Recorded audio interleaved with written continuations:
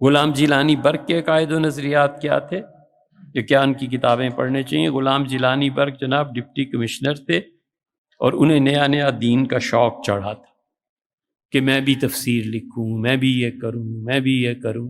یہ جتنے ان پڑھ ہوتے ہیں نا، ان سب کو یہ شوق چراتے رہتے ہیں دین کی خدمت۔ دین کا ایک بہت بڑا سمندر علم ہے، اور دین کا بہت بڑا سمندر عبادت ہے۔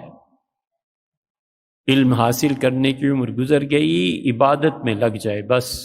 مسئلہ علماء سے پوچھ لیا، 2 رکعتیں جائز ہیں حضرت، 4 جائز ہیں، یہ سورت کس طرح پڑھنی ہے، دین میں اس کے کیا، بس یہ کرے اور خدا کی عبادت میں غرق کر دے اپنے آپ کو۔ یہ اصل طریقہ ہے، بجائے اس کے کہ عبادت میں اللہ کہتا ہے فَإِذَا فَرَغْتَ فَانْصَبْ، اور نبی صلی اللہ علیہ وسلم جب آپ دین کے دعوت وغیرہ سے فارغ ہو جائیں تو اللہ کی ایسی عبادت کریں کہ آپ کو تھوڑی تھوڑی تھکن محسوس ہونے لگے۔ یہ اصل طریقہ ہے۔ حضور صلی اللہ علیہ وسلم کی تو ہر چیز ہی عبادت تھی، اس کے باوجود کہا کہ جب آپ لوگوں سے میل جول ملاقات سے فارغ ہو جائیں تو اتنی لمبی نماز، اتنی دیر تک اللہ کے ذکر کرنا کہ تھوڑی تھوڑی تھکن محسوس ہونے لگے۔ یہ صحیح راہ تھی، یہ کہ کون کرے، اتنی محنت کون کرے؟ نتیجہ یہ کہ دین پہ چینل کھول لیا، اب اسے پتہ ہے کچھ نہیں، وہ دین کا چینل کھولے ہوئے، اب اس سے کیا کوئی کہے، کوئی روک سکتا ہے؟ کئی سوالات آئے۔ ڈاکٹر اسرار صاحب نے کہا کہ جو مزارعت ہے یہ امام ابو حنیفہ رحمۃ اللہ علیہ کے نزدیک حرام ہے، حرام قطعی ہے۔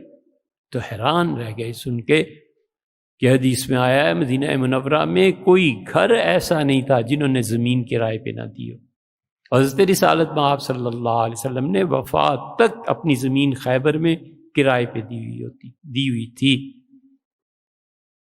صحابہ رضی اللہ عنہ جاتے تھے، 2 ڈھیر بنا دیتے تھے کھجوروں کے درخت تھے نا، کہتے تھے یہودیوں یہ برابر برابر ہے، پہلا تم لے جاؤ دوسرا ہم لے جائیں گے حضور صلی اللہ علیہ وسلم۔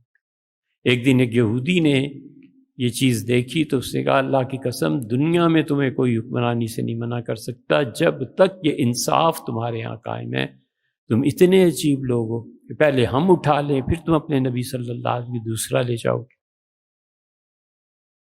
اس لیے یہ جو ہے نا حرام قطعی کو حلال سمجھنا کفر ہو جاتا ہے والیاذ باللہ۔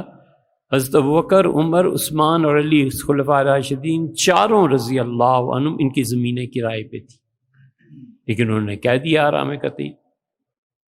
امام ابو حنیفہ رحمۃ اللہ علیہ نے اسے ناپسند کیا، یہ کہنا چاہیے۔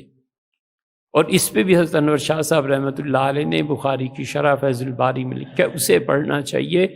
تو یہ جس کو کوئی اور کام نہیں ہے بس ٹھیک ہے جی، اب چینل کھول لو، اب سوال جواب کے سیشن کھول لو۔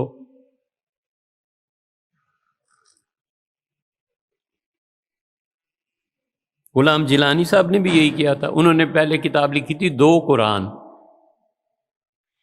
یہ جو حضور صلی اللہ علیہ وسلم پہ قرآن آیا ہے یہ تو قرآن ہی نہیں تھا، یہ تو قرآن گھر بیٹھ کے لکھا گیا تھا، گھڑا گیا تھا۔ پھر انہوں نے پوری حدیثوں پہ اتنی غلیظ زبان استعمال کی کہ حضور صلی اللہ علیہ وسلم ایسے والیاذ باللہ۔ پھر کہیں خدا نے ہدایت دی، پھر اپنی کتابوں سے رجوع کیا۔ اللہ معاف کرے، درگزر کرے ان سے بھی ہم سے بھی۔ لیکن وہ جو لاکھوں اور کروڑوں اس سے گمراہ ہوئے تھے نا ایوب خان کے زمانے میں، منکرین حدیث کا غلبہ تھا نا ایوب خان صاحب کے ہاں، پرویز تھا، یہ اس قسم کی چیزیں تھیں۔ اس وقت مولانا یوسف بن نوری تھے، اس وقت مفتی محمد شفیع تھے، اس وقت مفتی ولی حسن صاحب رحمہ اللہ، یہ لوگ تھے ڈٹ گئے جوابات دینے کے لیے۔ آج اس سے 100 گنا زیادہ گمراہیاں ہیں، لیکن افسوس جواب دینے والا کوئی نہیں۔ اس لیے غلط بات ہے، ان کی کوئی بھی کتابیں نہیں پڑھنی چاہیے، نہ اچھی نہ بری، اور تھوڑی چیزیں ہیں پڑھنے کو۔ پڑھنا ہی آپ نے محمد منظور نعمانی کو پڑھیے، ابوالحسن علی ندوی کو پڑھیے۔ آپ نے اگر پڑھنا ہی ہے تو سید زوار حسین شاہ صاحب کی کتابیں انہیں پڑھیے رحمہ اللہ۔ یہ لوگ تھے جنہوں نے امت کی صحیح رہنمائی بھی کی اور اللہ کے خوف کے ساتھ لکھا۔